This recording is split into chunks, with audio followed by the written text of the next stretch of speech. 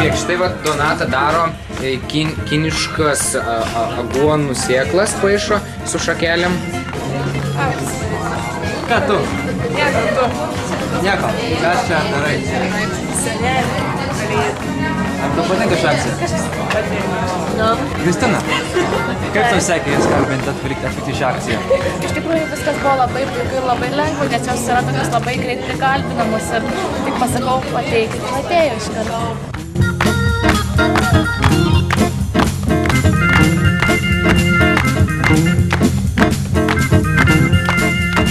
Labą dieną.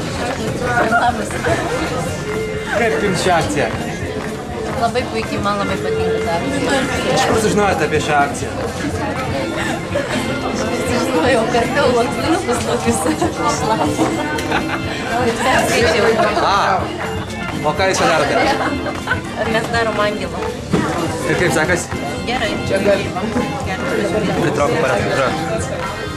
Dar nepabaigėm visai. Iki galo dar nepadarėm. Puiku.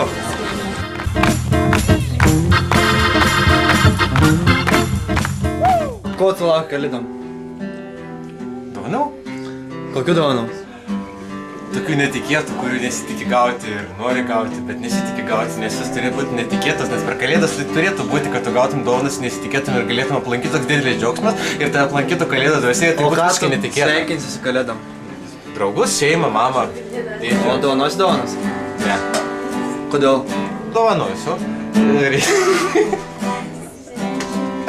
Nes, reiktų dovanas šiaip per kalėdas, nes yra tokia tradicija, kad dovanotum dovanas, bent jau simboliškas dovanas, tokias ačiū mikrofono, kad nekišas.